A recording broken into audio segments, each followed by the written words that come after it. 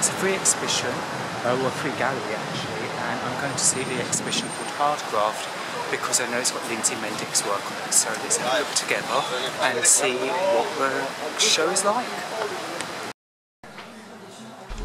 So this collection had a lot going on, and it discussed a lot of things about how actually people with the hardest jobs are at the most risk and the most exposure.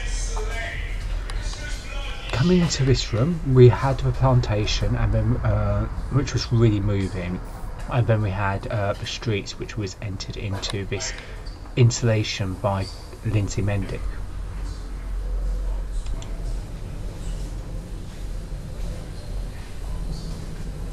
And this piece with we don't want our children in care, and showing the actual fist with the money and breastfeeding, it kind of gave a perception when you've got the workers for me as motherhoods, and the sentence says every mother is a working mother. I'll let you pause on that and think about that, because it's going to be so many ways, whether you think of the context of what Lindsey's saying here, be obvious with sex work, or whether it's actually just working to keep your baby to be survived. Brothel angels, ladies.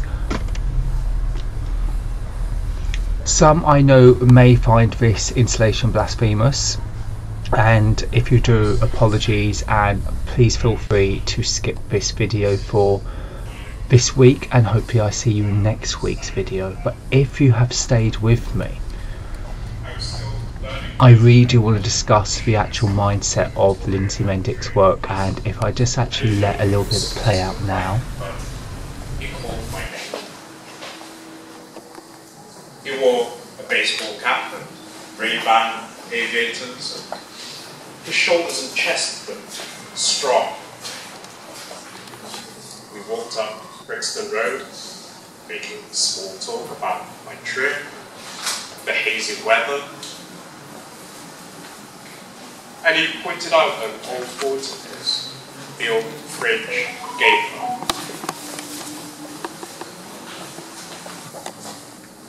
Soon we were leaving the estates of Brixton in his Mercedes A-Class, heading up tree-lined residential streets with bigger houses spread further apart.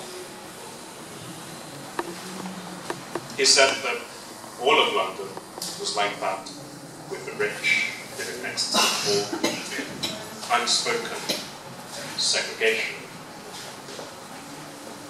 Back in his home, a late Victorian pile, a wild but supervised garden, he took off his hat and shades to reveal strawberry blonde hair, sunken eyes.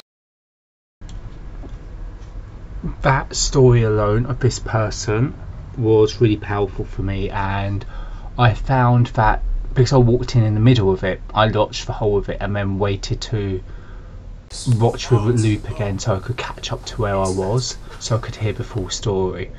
As you can see, it's got these beautiful ceramics which are quite controversial as well. You've got what looks like almost like chopped fingers holding into the spaghetti with the olives and the fork. Bear in mind, this has all been made in a kiln. I do not know how Lindsey Mendick does it, and her glazes have started to change, and the way she's working with stained glass.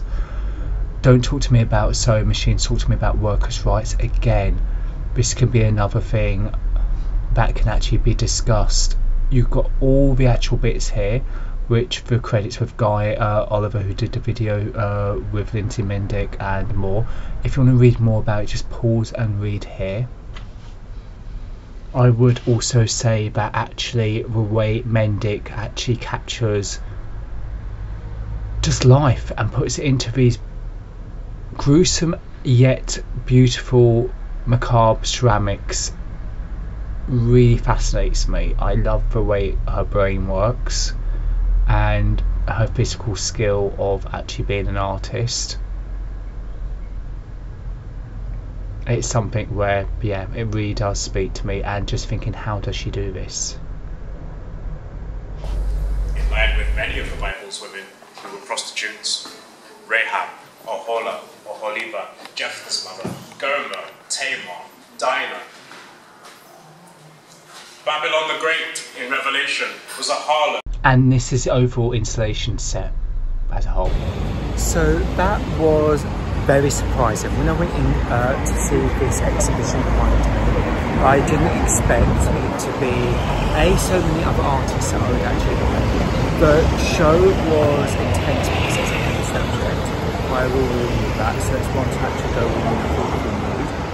However, I really did enjoy it, and Lindsey Mendick's work literally was like the crown jewels of the show. I'm not going to lie, it was just such a statement.